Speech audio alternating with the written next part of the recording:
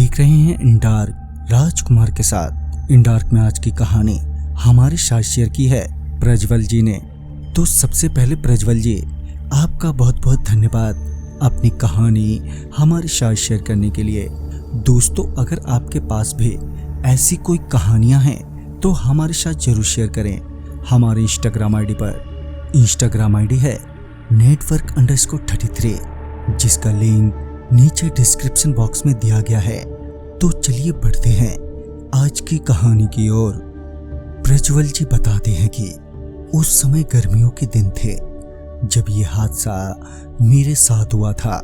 दरअसल उन दिनों मेरे स्कूल की छुट्टियां भी चल रही थी, तो मैं घर पर ही छुट्टियों का आनंद ले रहा था। मगर उन दिनों मौज मस्ती के साथ कोई ऐसी भी घटना होगी मुझे मालूम ही नहीं था।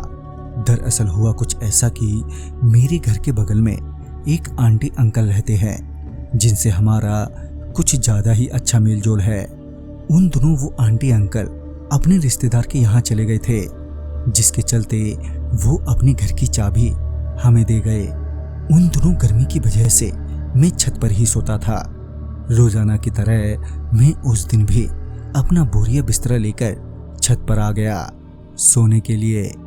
गर्मी होने की वजह से मैं देर रात तक जगता रहा। अब रात भी काफी हो गई थी और मौसम भी काफी ठंडा हो गया था। अब धीरे धीरे मेरी आंख भी भारी होने लगी थी और मुझे कब नींद आ गई पता ही नहीं चला। तकरीबन 2 बजे जाकर खुटपुट की आवाज से मेरी आंख खुल गई। मैंने इधर उधर देखा पर कोई भी नहीं था। अब वो आवाज और तेज होने लगी थी।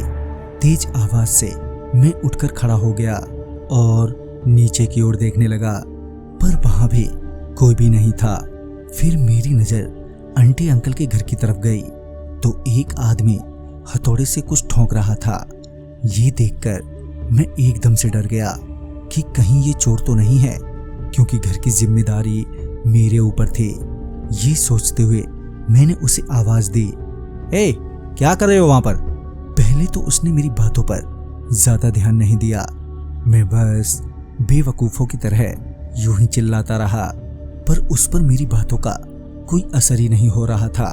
तभी मैंने छत से ही एक पत्थर उठाकर उसे जोर से मारा। पत्थर मारते ही मेरे सीने में एकदम से धक सी हो गई। बुरी तरह से घबराने लगा। दरअसल वो आदमी कोई आदमी नहीं था, बल्कि एक शैतान था, जिसकी लाल सुर्ख आंखें और भयानक चेहरा था। मैं उसके चेहरे को देखते ही एकदम से सक पका गया और कांपने लगा और देखते ही देखते वहीं बेहोश हो गया।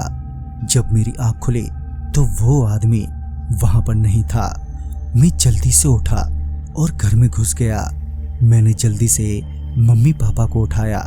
मुझे घबराते देख उन्होंने पूछा तो मैंने सारी बात मम्मी पापा को बताई तो वो भी डर गए। खैर सुबह होते ही घर वालों ने वहां के लोगों से पूछताछ की तो उन्हें पता चला कि वो एक मजदूर की आत्मा है। घर बनते समय उसकी मौत हो गई थी और तब से वो आत्मा वहीं रहती है, पर वो कभी भी किसी को नुकसान नहीं पहुंचाती। ये सब जानने के बाद मैंने उस दिन से छत पर ही सोना बंद कर दिया और वो रात हमेशा के लिए एक यादगार बन गई। तो दोस्तों, इस कहानी में बस इतना ही। कहानी आपको पसंद आई हो तो लाइक शेयर करें और साथ ही हमें कमेंट बॉक्स में जरूर बताएं। तो मैं आपका दोस्त राजकुमार जल्द ही मिलूंगा आप ही की भेजी हुई एक नई कहानी के साथ।